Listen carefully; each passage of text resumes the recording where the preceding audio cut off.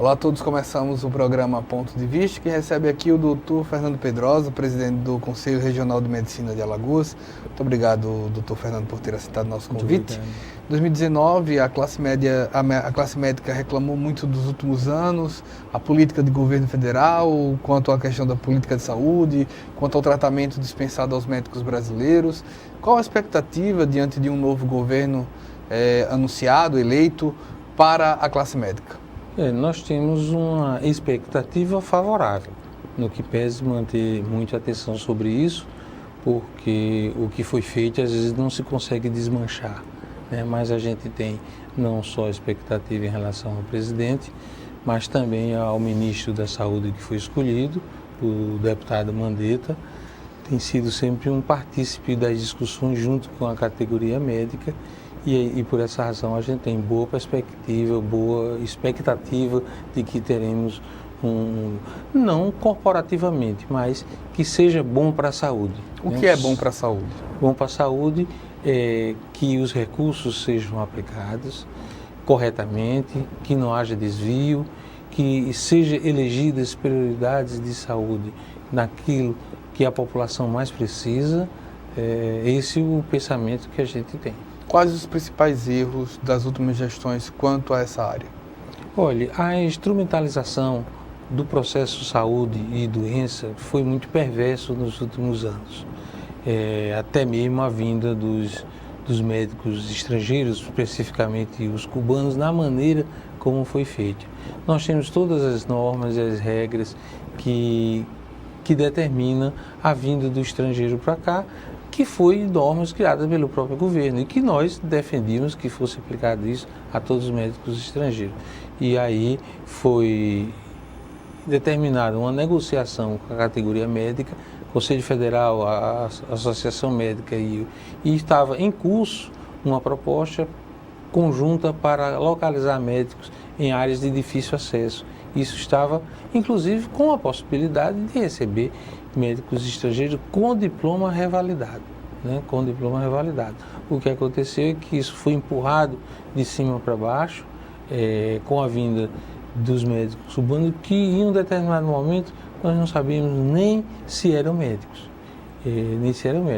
Eu acho que como pessoas nós tínhamos a obrigação de receber os bens como cidadão, como ser humano, mas nos contatos mais próximos da realidade, quando tratávamos do conhecimento médico, deixava muito a desejar. E eu que tive no interior com muitos desses médicos e sempre tratei bem, eu confesso que em alguns momentos eles não falavam que eram médicos. A gente discutia isso junto com ele, como é que estava achando e tal. Eles não falavam em ser médico, né? Coisa que nós não abrimos mão de não ser. O caso do Mais Médico foi revogado antes mesmo, né, de uma certa revogado entre aspas, é claro, antes mesmo do Bolsonaro, do presidente eleito Bolsonaro assumir. A Cuba se posicionou, se antecipou à posse do presidente eleito e, entre aspas, direcionou uma retirada dos médicos cubanos. Isso traz algum tipo de reflexão diante da classe médica? Se aprecia uma saída em massa? Como avaliar esse momento de retomada em que o governo Temer já tentou recompor esse espaço, tenta em algum momento, eu acho que ainda faltam 30%? Como isso é analisado? Com relação à estada do médico, sua retirada do médico, não foi uma decisão de Cuba. O resto é especulação em relação a por que Cuba tirou. Cuba é um regime totalitário e aí as notícias não fluem conforme a gente sabe que deveria fluir. Então a gente não sabe exatamente, e eu acho que é precipitado fazer qualquer tipo de especulação. Porque eram agentes do governo cubano que estavam infiltrados, porque era isso tudo é especulação. Vamos nos deparar com um fato concreto. Nós não temos mais os cubanos e precisamos ocupar esses espaços com o médico brasileiro. O governo atual, né, o Temer, abriu a vaga para inscrição, foi plenamente atendido, ainda falta a complementação de alguns, ou houve desistências de alguns outros, eu não tenho esse número exato de quantas vagas ainda nós teríamos que preencher, mas a grande parte preencheu. Eu acho que, por exemplo, o Estado de Alagoas preencheu todas. Nós fizemos uma reunião, a Secretaria de Estado da Saúde fez uma reunião no prédio do Conselho e eu dei as boas-vindas. Mas todos se apresentaram, presidente? Não, todos não apresentaram. Ajudamos a localizar alguns que tinham se inscrito e não se apresentaram, para que a gente pudesse localizar. Alguns a gente não conseguiu localizar, porque a gente tem um cadastro de endereço de todo o telefone, de todos os médicos que se inscrevem, mas alguns mudam de endereço, não tem mais o mesmo telefone, e esses foram desligados, né, automaticamente, mas foi complementado por outros inscritos, né? Por outros que, como as inscrições foram feitas para o município, houve uma sobra que foi chamado outros para preencher essa lacuna deixada. E eu acho que não tem nenhum local faltando, não, né? Inclusive, a declaração que a gente tem no município, o que a gente tem da avaliação é que todas as vagas em Alagoas foram preenchidas, cerca de 155 por aí. Que eram preenchidas por cubanos ou por todos os estrangeiros? Por todos os estrangeiros, mas eram muito poucos aqueles que não foram cubanos. E os estrangeiros, até por certa facilidade e pela cobrança mais intensa com relação à sua formação, eles fizeram a revalidação, grande parte revalidaram e estão trabalhando. Alguns ficaram no Mais Médico, outros fizeram a opção de sair do Mais Médico para trabalhar livre, sem a vinculação no programa Mais Médico, né? Alguns cubanos revalidaram o diploma também e estão conosco, e não vão retornar mais a Cuba, estão conosco trabalhando aqui como médicos brasileiros, com os mesmos direitos, fora aquela limitação prevista na lei em relação ao estrangeiro, né? Quando se pensa nesse posicionamento do médico no interior, eu lembro de uma conversa que a gente já teve aqui anos atrás, de uma informação que eu te dei, exemplo de uma entrevista dada pelo atual senador Fernando Collor, que eu dizia que ele falava de outra categoria. Ele falava dos engenheiros, da dificuldade que ele encontrou certa vez como governador de enviar engenheiros para fixar-se, né, para se fixarem no interior. Ele dizia, olha, alguns até iam, mas passavam um ano e meio, 2. Com 2 anos a gente via um processo, uma pressão desses engenheiros por retornar à capital, por causa de família, por causa de filho criado, porque se apaixonou, porque casou, porque os motivos eram variados e se terminava retornando. Isso daí em diversas matérias por todo o Brasil se mostrou algo parecido, porque eu acredito que aconteceria não só com médicos, mas com jornalistas, com qualquer pessoa que more numa capital e se desloca para o interior. Como o Conselho como um todo, o Conselho Federal, o Conselho de Alagoas, tem analisado uma forma de fixar por um tempo maior esse médico no interior, porque a gente sabe que é onde se mais carece? Olha, a nossa proposta, que não foi encampada pelo governo no momento, mas que chegou perto por outras vias, é a carreira de Estado para médico. Então, não falta o juiz, não falta o promotor no interior. Todos têm a comarca, a gente tem juízes e promotores em todas as comarcas. Então, que a gente queria que o médico fizesse concurso, recebesse um salário digno, equivalente então de um juiz, de um juiz, de um promotor, né? Não vamos colocar no topo da carreira, tá pertinho. A diferença é muito pequena. Mas a gente espera que fosse uma remuneração desse tipo e que a estrutura de atenção, de equipamento, de mínima dessas condições. É uma coisa que a gente tem já como avaliação, essa também é minha, quando a gente tem boas condições de trabalho, o salário não se torna a coisa mais importante, porque muitas vezes o médico trabalha pelo orgulho de trabalhar naquele local.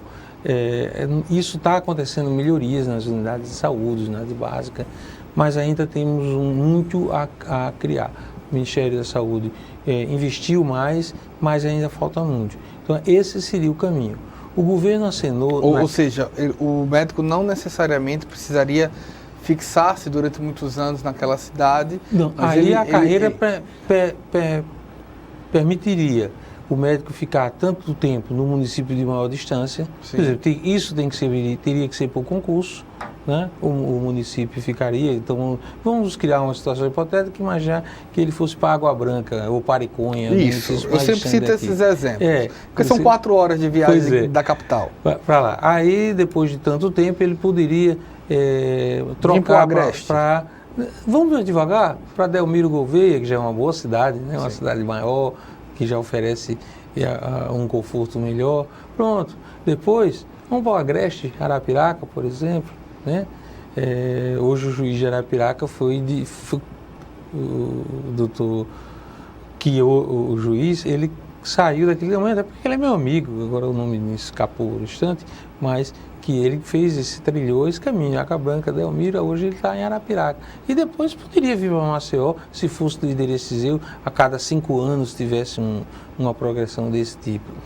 O governo acenou com a coisa do meio termo, e que nós, aquela história, negociação, a gente vai concordar, né? Que era uma carreira, mas não uma carreira de Estado, uma carreira prevista de forma terceirizada, onde seria um concurso para uma empresa desse tipo, como a EBSER, uma empresa estatal, e teria mais ou menos essa estrutura. E nós havíamos concordado. Não foi aquilo que a gente sonhou, mas é o que é possível, né? Nem sempre aquilo que você sonha consegue ganhar, mas a gente é possível. Mas aí foi quando saiu a sessão do Mais Médico, que rompeu toda essa negociação. Isso estava em negociação com o Conselho Federal, quando escapou através de um site e a Associação Médica Brasileira pegou, o projeto todo do Mais Médico já estava pronto.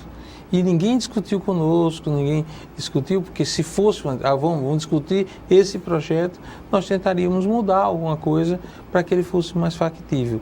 Mas o que a gente sabe, e é bem público, é que ele existiu não para atender aos locais distantes, mas existiu efetivamente para atender o país cubano, que o dinheiro que era pago era enviado para Cuba, que o dinheiro dos médicos era enviado para Cuba. E isso é que foi o péssimo de todo o programa. Não havia problema de ser cubano desde que eles comprovassem a graduação em medicina e revalidassem o seu diploma. Agora, eu sei também que se eles revalidassem, ninguém voltava para Cuba, né? Ninguém ia para Cuba para ganhar R$100 e poucos por mês como médico, ia desistir de trabalhar aqui ganhando 10, 12, não seria possível. Quem fez a revalidação desligou-se do governo cubano, pediu asilo brasileiro e está aqui. Tem diversos aqui em Alagoas trabalhando já como médico brasileiro, exatamente ficando com todo o dinheiro no bolso, né? Os R$11 mil que o governo federal paga pelo Mais Médico está indo diretamente para esses, está indo diretamente para o bolso. E aí isso desagradou, porque o objetivo do recursos eram outros e não esse. Isso eu posso falar porque foi muito batido, muito apontado e criticado. O revalida, de uma certa maneira, há sempre uma discussão não só do revalida hoje ser para quem fez sua faculdade fora. A gente sabe que uma faculdade de medicina é uma das mais concorridas ainda, e que nas que não são tão concorridas, ao que se acostumou-se, é muito caro, né? São faculdades caras. E aí há propostas das mais diversas, entre elas uma espécie de exame, não revalida, mas um exame como um exame da OAB. Como se pensa hoje a estrutura de formação do médico, desde do número de faculdades até essa proposta de exame? O número de faculdades no Brasil cresceu exageradamente.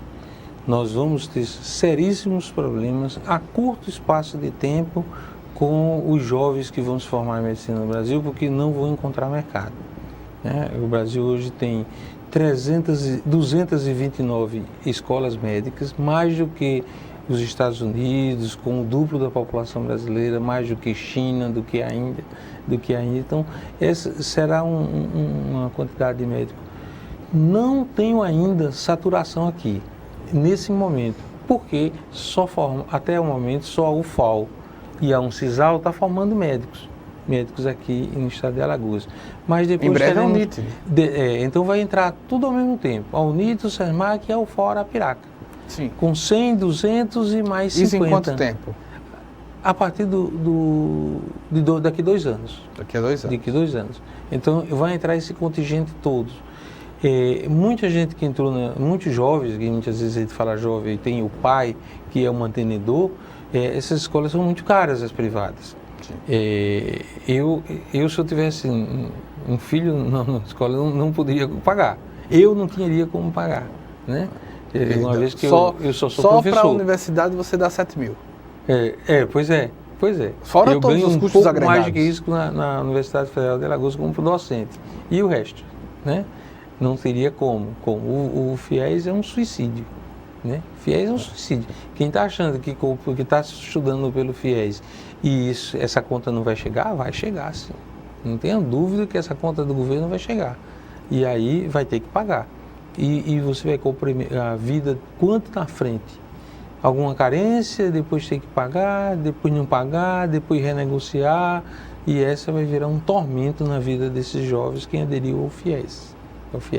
E hoje o que é que a gente tem uma situação engraçada? Como nós não tínhamos poucas escolas aqui, muitos jovens foram estudar em escolas privadas dos estados e vizinhos.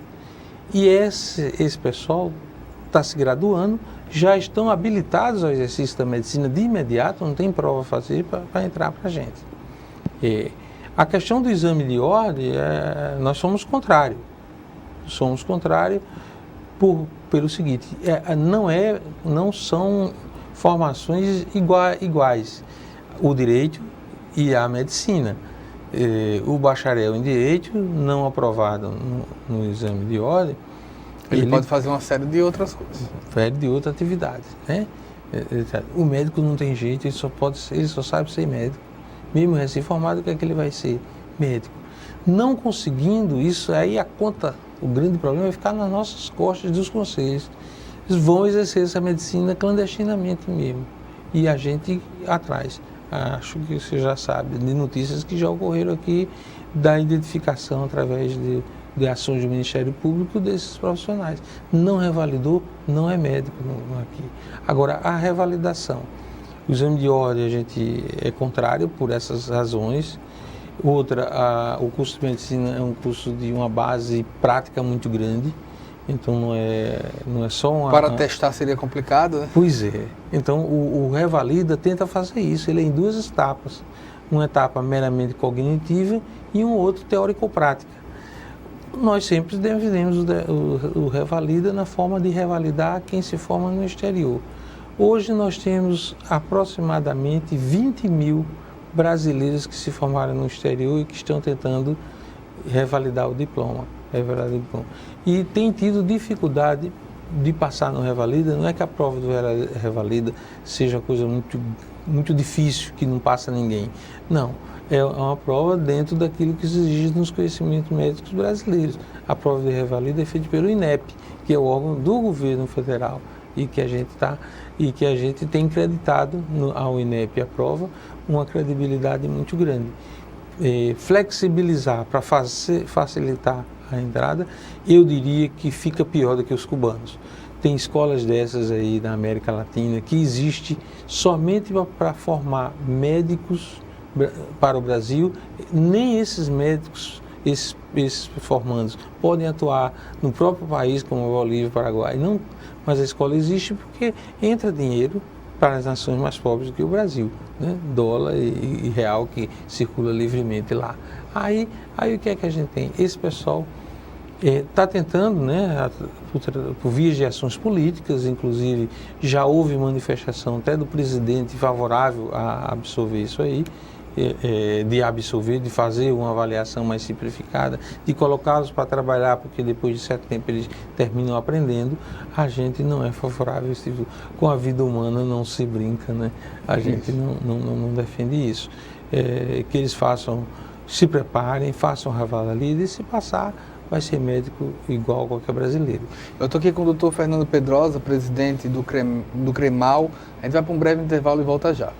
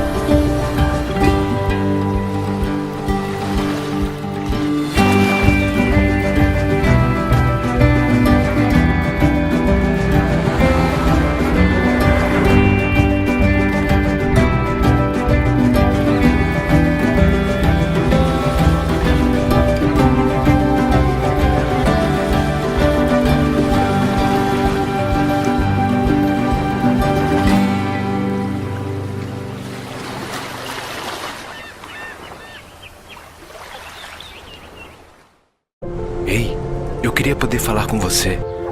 Te falar desses últimos meses e como tudo tá melhor. Eu percebi que viver é incrível, mais do que eu imaginava.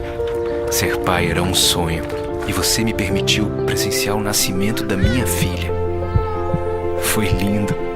Pintei o quarto dela exatamente como imaginei. Antes de você, eu tinha medo de não conseguir estar presente quando esse momento chegasse. Queria te contar que, por sua causa, eu pude viver tudo isso. Provavelmente outras pessoas por aí querem te falar muita coisa também. Acho que você teria orgulho. Não só por mim, mas por ter feito algo tão nobre por pessoas que nunca viu. Eu só queria dizer obrigado. Obrigado por me dar mais tempo com a minha família. Obrigado pela sua doação de sangue. Doe sangue regularmente. Tem sempre alguém precisando de você. Procure o Hemocentro mais próximo e seja um doador.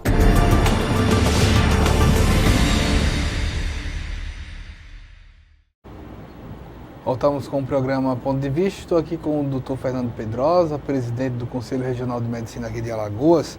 E como está a relação hoje, como analisa o relacionamento dos médicos com o plano de saúde, com o sistema de saúde, dessa negociação que muitas vezes envolve o governo? Eu acho uma péssima negociação. Os planos de saúde, de certa forma, cobram caro dos clientes e remuneram mal os médicos. Há até quem diga que existe uma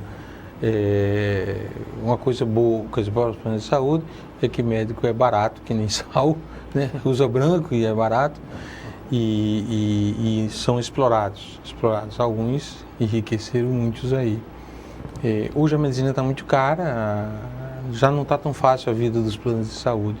Mas eu defendo sempre, eu não trabalho para plano de saúde, defendo sempre que os médicos deveriam se desligar, todos se desligar do plano de saúde, e os planos de saúde deviam funcionar como seguradora, em que o médico determina o preço do seu trabalho. A gente vai numa oficina, é o mecânico que diz quando custa consertar o seu carro, né? E eu creio que o médico, essa medicina tabelada não deveria existir. Aí alguém disse, não, mas vai ficar pior. Não. O mercado, ele tem o poder de se regular sozinho. Então, se a gente disser, vai ter médico que vai cobrar 500, 800 numa consulta, o camarada estudou e adquiriu o prestígio. Para isso, o faça, se tiver quem pague. Mas vai ter sempre médicos bem preparados a cobrar muito menos. E com isso, estimular ao médico ter sua atividade privada no consultório. Ele iria trabalhar mais. Se tivermos mais médicos trabalhando em consultório, esse preço tende a cair. E quais seriam os planos? Espécie de seguradora. O plano paga, vamos imaginar, pague uma consulta de R$100. Bom, aí você que escolhe o médico. Se você escolher um médico que cobre R$100, vai ser reembolsado no valor de R$100. E se for de R$600, de R$500, ele recebe e paga a diferença. Ele recebe a indenização da seguradora com o governo. O plano de saúde, conforme a gente tem hoje, é péssimo para os dois lados. Para o segurado, o paciente, e para o médico. Agora, enquanto a gente tiver médico que aceita trabalhar nessas condições, ninguém nem pode,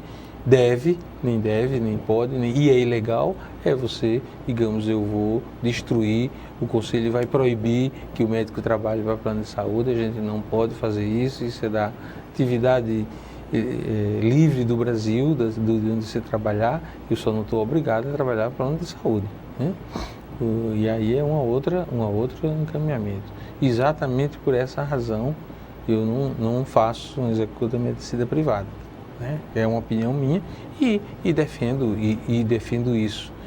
Quando eu comecei a estudar medicina, eu acreditava numa medicina socializada no Brasil, né, aos moldes de alguns países que têm isso, como a Inglaterra, como o Canadá, que tem modelos de saúde pública universal e que seja socializado. O Brasil construiu o sistema universal através da lei do SUS, mas isso não consegue funcionar. Por quê?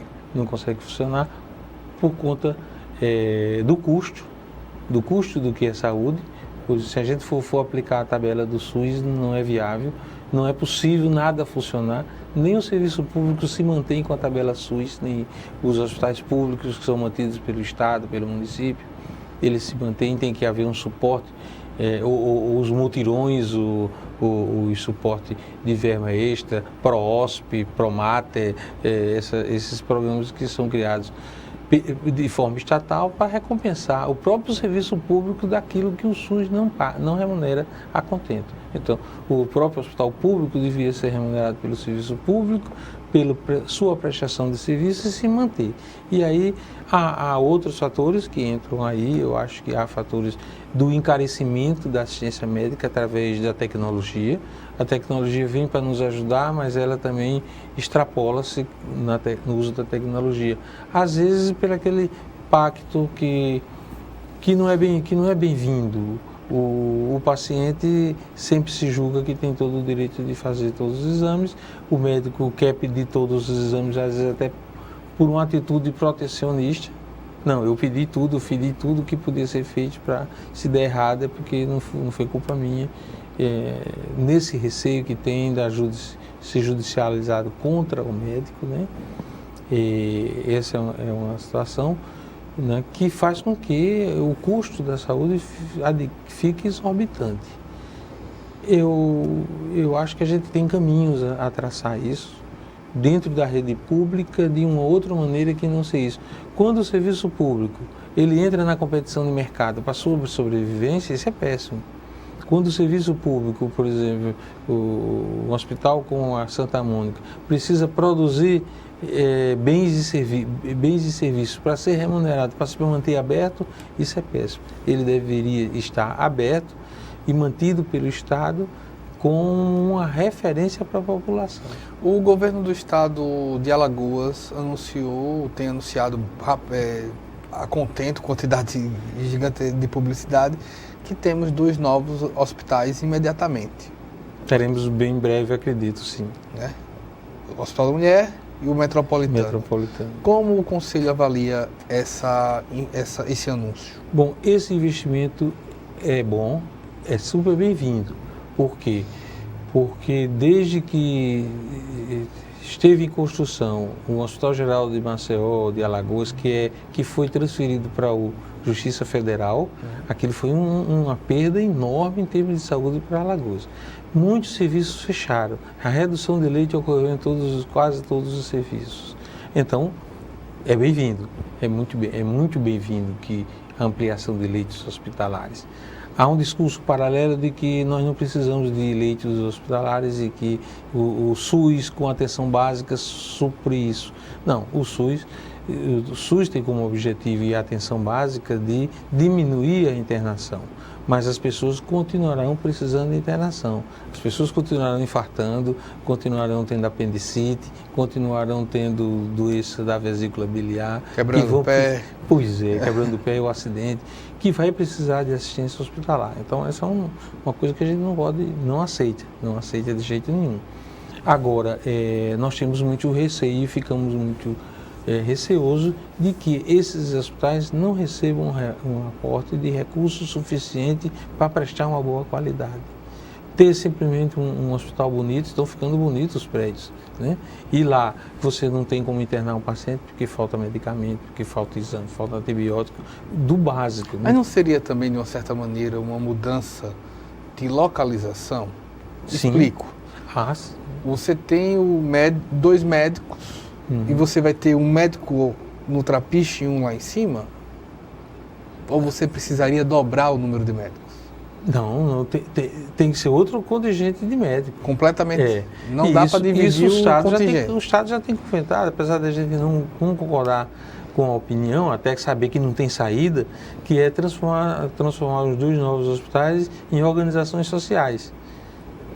É uma privatização. É uma privatização. Indireta, sim.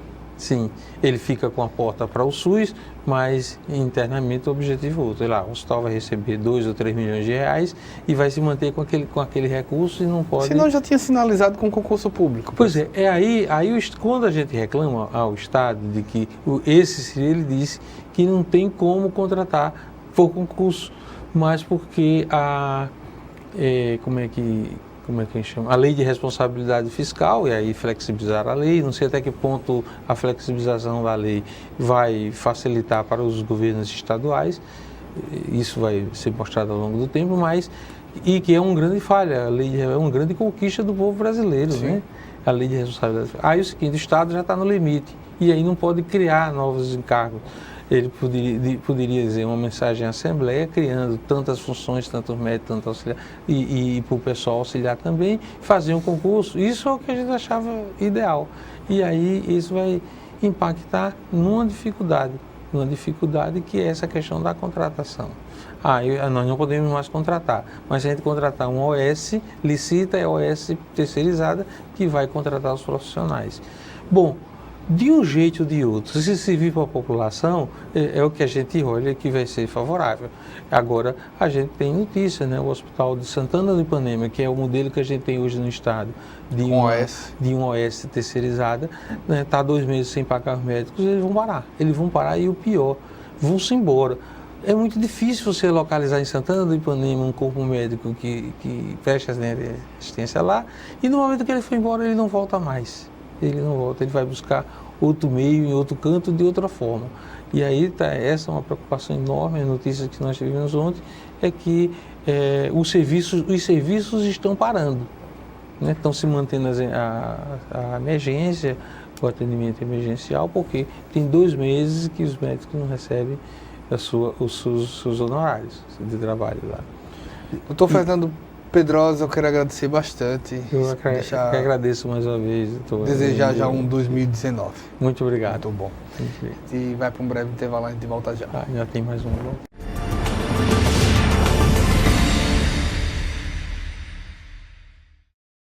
Novo ensino médio. Quem conhece, aprova. Eu quero fazer jornalismo. Eu quero ser professora. É o que eu amo. E eu, design de games. Eu quero um curso técnico para já poder trabalhar. Com o novo ensino médio, você tem mais liberdade para escolher o que estudar, de acordo com a sua vocação. É a liberdade que você queria para decidir o seu futuro. Quem conhece o novo ensino médio? Aprova. Acesse o site e saiba mais. Ministério da Educação, Governo Federal, Ordem e Progresso. O Governo Federal, por meio do Ministério do Esporte, desenvolve mais de 10 programas e projetos sociais que levam o esporte para milhares de brasileiros por todo o país. Segundo Tempo promove o desenvolvimento integral de crianças e adolescentes.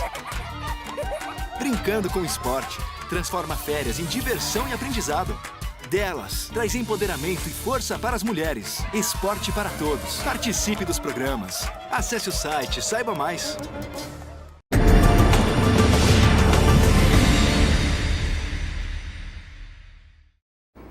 Voltamos com o programa Ponto de Vista. Estou aqui agora com Juliano Henrique, publicitário. Veio aqui falar sobre o calendário Amor em 12 Meses. Quanto tempo já tem de calendário já está em prática? Então, ele tem 4 anos que eu faço calendário e há 3 anos que ele leva esse nome de Amor em 12 Meses, certo. Que foi quando a gente começou a trabalhar com a temática. Como foi que surgiu a ideia? Então, a ideia inicial de fazer o calendário foi por uma necessidade minha. Certo. De sempre procurar um calendário para mim planejar durante o ano e nunca encontrar um que fosse da maneira que eu gostasse, vamos dizer assim. Aí eu comecei a fazer ele. No ano seguinte, eu e outro colaborador, a gente teve a ideia de falar sobre amor. E a gente falou sobre diversidade. A gente falou sobre amor nas diversidades. No ano passado, a gente falou sobre amor próprio. E esse ano a gente quis falar sobre amor fraterno. E como isso tem repercutido? Qual tem sido a recepção para vocês? Então, desde da primeira edição do Amor em 12 Meses, a recepção de quem faz o download do calendário tem sido sempre muito, acho que compensatória para a gente que faz, porque sempre as pessoas comentam e falam e a gente sempre recebe um feedback legal. De que tipo, eu tava meio que ruim e quando eu vi aquela frase ali no calendário, aquilo me tocou. E são esses relatos que a gente recebe, isso que são meio que o nosso pagamento, sabe? Isso é muito legal. Como é que funciona? Tem site, tem rede social?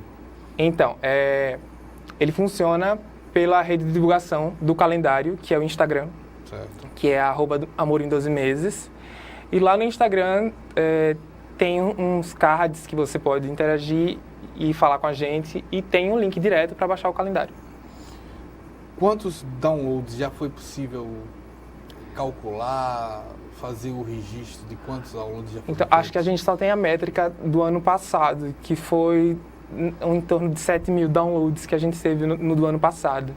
No desse ano, como faz menos de 15 dias que ele está no ar, a gente ainda não tem esse cálculo dele. Era o que vocês esperavam? Para esse ano, a gente mudou algumas coisas. Por exemplo, esse ano a gente resolveu não liberar o calendário todo de uma vez.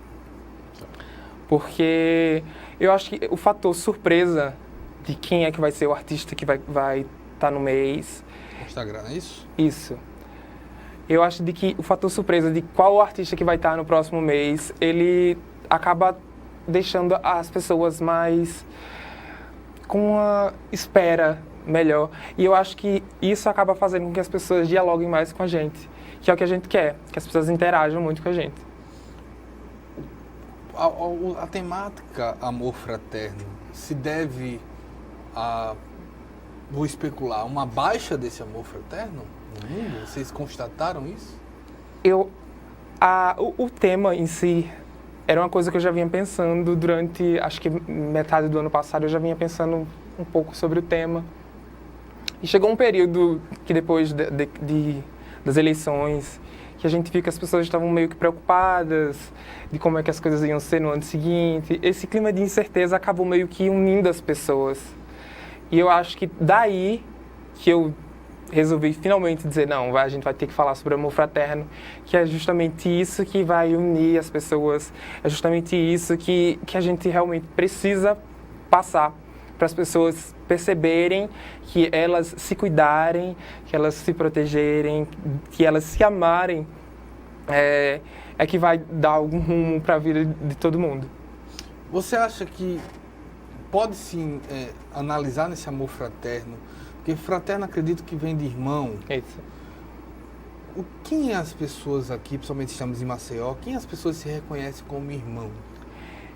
Eu acho que amor fraterno, isso é muito pessoal. Para mim, amor fraterno é um amor de irmão, só que o irmão não é aquele que você só nasceu com ele, não é aquele irmão de sangue, é aquele irmão que você reconhece como irmão. Então pode ser um melhor amigo seu, pode ser seu chefe que você gosta muito dele, pode ser um animal de estimação que você tem e que ele tá ali sempre que você chega em casa preocupado e ele tá lá sempre para te dar um conforto. Eu acho que a questão do conforto, da questão do abraço em si, eu acho que isso é que liga, isso é que é amor fraterno, a questão do cuidado. Juliano, você me parece uma pessoa bem positiva, certo? Mas estamos num mundo no Brasil que as pessoas costumam dizer, pelo menos por causa das redes sociais, que há muita intolerância, que há muito ódio, que as pessoas não se escutam. Não vai de encontro? Exatamente. Eu acho que a polarização de você ter, ao mesmo tempo, pessoas que se cuidam demais e que se protegem demais, a gente tem aquela outra metade que está aprendendo ainda ou que está usando a internet ou as redes sociais para fazer justamente o contrário. E é justamente para unir as pessoas, para mostrar que esse lado positivo é mais forte, que esse lado positivo é o que dá resultado realmente para as pessoas. Então, eu acho que o calendário e a mensagem que ele passa é muito importante justamente por conta disso, dessa mensagem positiva, dessa mensagem de que não, tá tudo meio que difícil, as pessoas estão intolerantes, mas a gente tá aqui, a gente tá junto. Eu acho que essa é a mensagem. A gente tem aqui um exemplo, aqui mostrar um pouco. Amor em 12 meses, amor fraterno. Por que a escolha dessa primeira ilustração? Essa ilustração é que todos os meses a gente vai trabalhar com quadrinho. Certo. O mês de janeiro a gente tem a participação do César Filho, que é um quadrinista daqui de Maceió, e a colaboração também da Gabriele, que ela vai estar trazendo sempre dicas de como é que você pode exercitar esse amor fraterno no seu dia a dia. E o mês de janeiro a gente trouxe uma tirinha do César Filho. E todos os meses a gente vai trazer histórias de artistas diferentes do Brasil inteiro. E o tema da capa é esse de capa de gibi, de revista em quadrinhos, justamente por isso. Pela temática de todos os meses que vão ser meio que quadrinhos. A gente vai sempre contar uma história diferente. A gente mostra aqui um exemplo. Esse daqui é pelo César Filho, no diálogo com o cão, é isso? Isso. Provavelmente o cão dele, não é isso? Esse é justamente, esse personagem é o César Filho. Sim. E esse é o cachorro dele, que é quem dá conforto para ele quando ele chega em casa. E você tem 3 jeitos de amar. As certezas pesam muito, pegue um pouco mais leve, olhe para frente, mas sempre lembre de quem está do lado e não deixe os defeitos pesarem mais que os afetos. Essas são dicas da Gabriele Argolo, que ela é outra colaboradora, que ela é publicitária. E ela sempre vai estar trazendo 3 dicas, 3 jeitinhos de você sair e distribuir esse amor por aí. E eu acho que isso é bem legal também. Além de ter a história em si, a gente ter um adendozinho que são as dicas. E aqui mais uma ilustração que a gente mostra aqui. Eu percebo que também, além do César Filho ter escolhido também um animal também para mostrar os vários tipos de amor, os vários tipos de relações, eu percebo que a primeira tem também uma preocupação de incluir, inclusive, os vários formas, né? Você tem isso. As cores. Exatamente, porque a gente quer trazer para o projeto o que a gente vê na rua. Que a gente não vê só, tipo, pessoas brancas, a gente vê diversidade na rua, então a gente quer trazer isso para o projeto da gente também. E a gente quer que as pessoas se sintam representadas de alguma forma dentro do projeto. Eu acho que isso é muito, muito importante. Vocês têm buscado parceiros, têm encontrado parceiros? Como tem sido isso? Não, os parceiros, os colaboradores que a gente tem, eu já tenho alguns acertados, que são, acho que até maio, a gente já tem os colaboradores certos. Certo. E para os outros meses a gente vai buscar ainda durante o ano, porque eu acho que é como se trouxesse as pessoas para perto da gente, e as pessoas também têm muito interesse em colaborar. E eu acho que isso também é muito legal, da questão de interação das pessoas, para as pessoas saberem que elas não podem estar lá só como pessoas que vão fazer um download do calendário, mas que elas podem colaborar se elas quiserem, com um jeitinho delas de amarem. Como é que elas podem colaborar? Então, elas só precisam entrar em contato com a gente. É preciso, claro, que as pessoas tenham um trabalho dentro da área de design, ou que saiba mexer com programas e que tenha personagens, ou seja quadrinista. Só entrar em contato com a gente pelo próprio Instagram. Repete pra gente o endereço, por favor. É @amor em 12 meses. Amor em 12 meses. Isso. Que é esse que a gente mostrou aqui, não é, Paulo? A gente mostra aqui o Amor em 12 meses. Também tem o tempo do calendário, já tem uns 4 anos? Não, ele tem... O Instagram, ele foi criado no ano passado. Que foi quando a gente fez...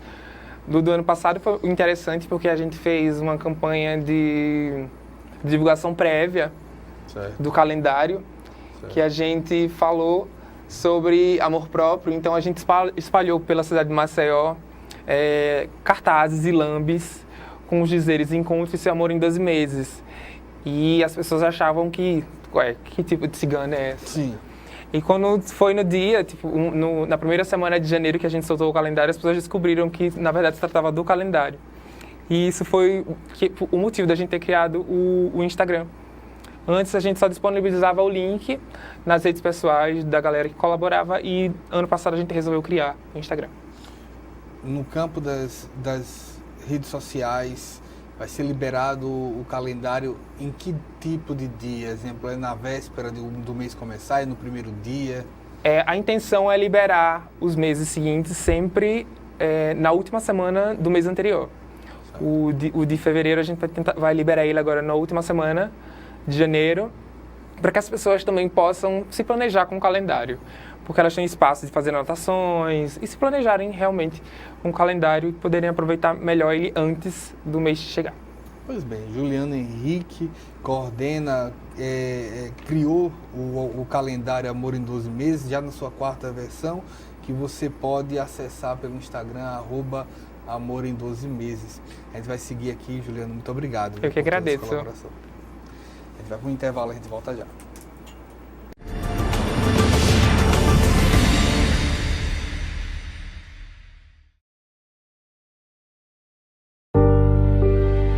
Minha filha deixou um vazio tão grande na família.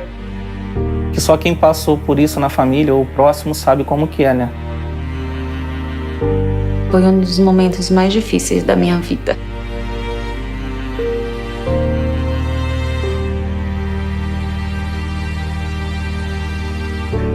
Minha filha não era doente, muito saudável, nunca foi doente. E pelo mosquito, minha filha se foi.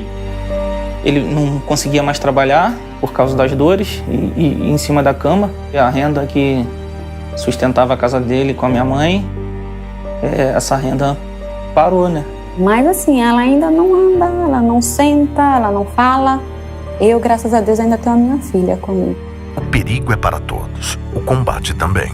Faça a sua parte. Com ações simples, podemos combater o mosquito. Ministério da Saúde, Governo Federal.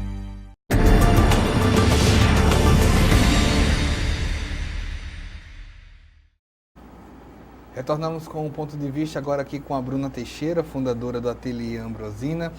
Bruna, a gente tem visto uma campanha muito interessante sobre o Se Essa Rua Fosse Minha. Explica pra gente qual a proposta dessa campanha. Então, a campanha, na verdade, ela surgiu motivada por uma própria campanha da Prefeitura de Maceió, chamada Campanha Rua Legal, Maceió.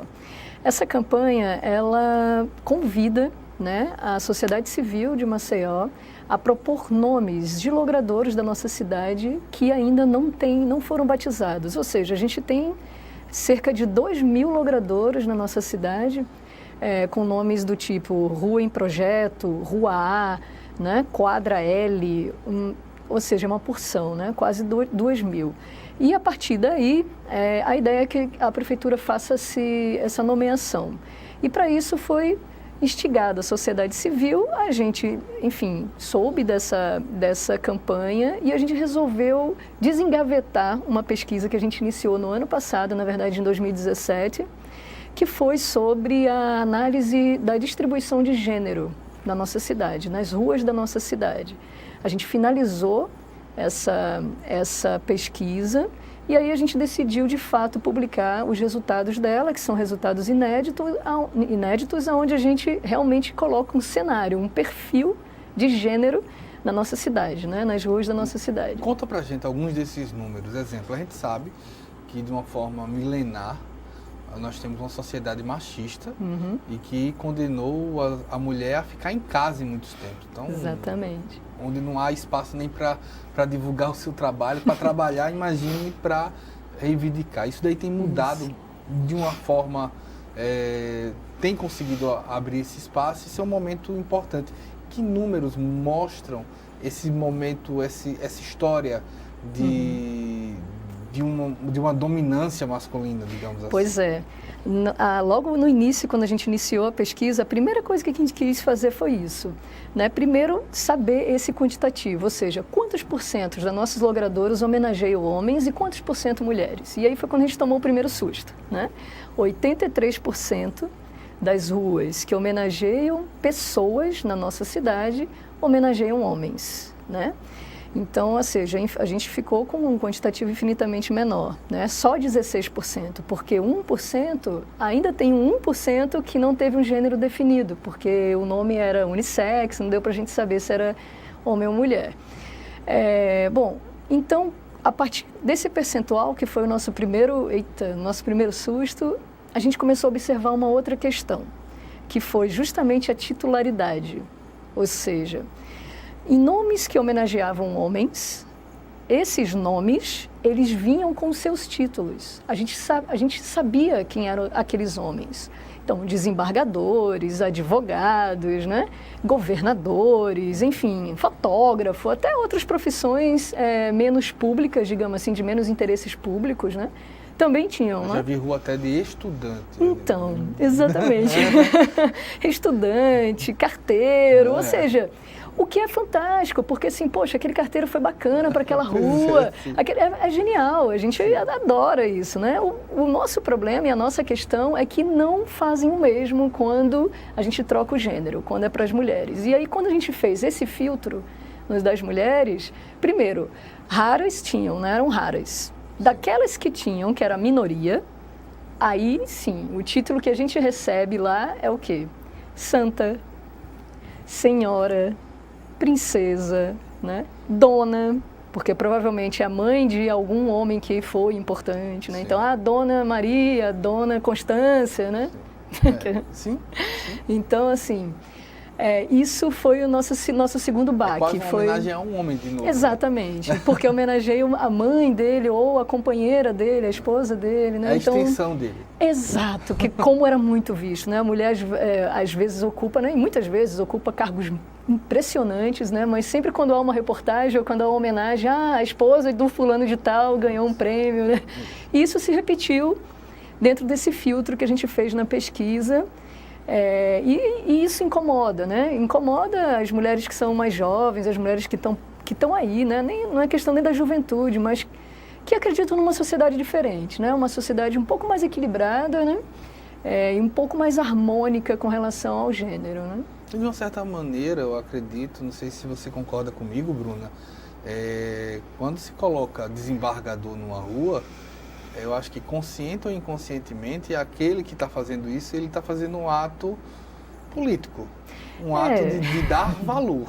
Pois né? Então, exato. A gente tem muitos, nossas ruas também tem muitos coronéis, tem muitos deputados, né? Tem muitos. E quando a gente vai para a mulher, embora a gente tenha mulheres deputadas, são poucas, mas nós tivemos, né? Mulheres importantes, não só no nosso estado, que eu acho que há mulheres representativas que estimularam muitas mulheres de Maceió ou de Alagoas a seguirem um outro caminho mais de liberdade, de profissionalismo, né? Então, o nosso trabalho com essa campanha, né?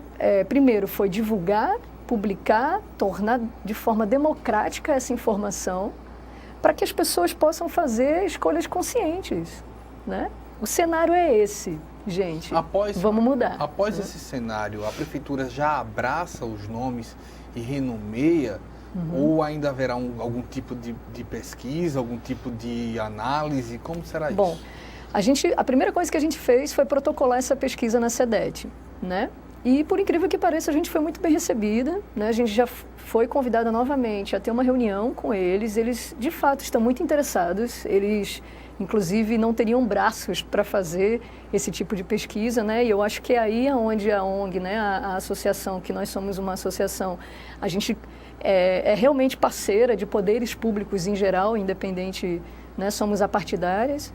Então, assim, é onde a conexão acontece, quando há o diálogo entre os dois lados. Membros importantes da sociedade. Isso, somos uma organização... Algo que o brasileiro costuma cobrar, a presença da sociedade na ação pública e não ter. Né? Isso que eles falaram, inclusive, nossa, a gente está tendo muito pouca proposta. Eu falei, olha, a gente já está para ir com quase 500 mulheres para a gente propor e colocando quem foram essas mulheres. Então, nenhuma delas está vindo sem os seus títulos. Né? Me permita até fazer uma digressão. Eu acho que o brasileiro, em geral, mais do que o maceiense limitado, ele além de machista, ele é patrimonialista. Então isso se soma à mulher ser um patrimônio. Exatamente. A gente tem visto essas semanas um alto número de feminicídio e isso daí tem acontecido.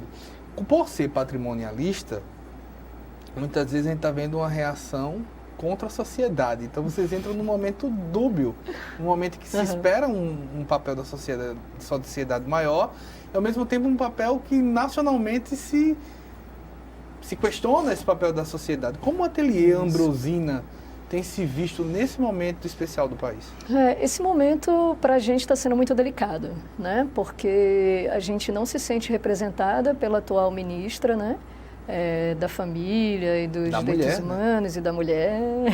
Então, assim, a gente não se sente nem um pouco representada pelos discursos que ela tem, e para a gente isso é muito lamentável, né? Porque é uma oportunidade de se estar num cargo como esse, justamente para a gente transformar os índices de feminicídio. Maceió ocupa a segunda posição no ranking de feminicídio do Brasil, dentre as capitais, né?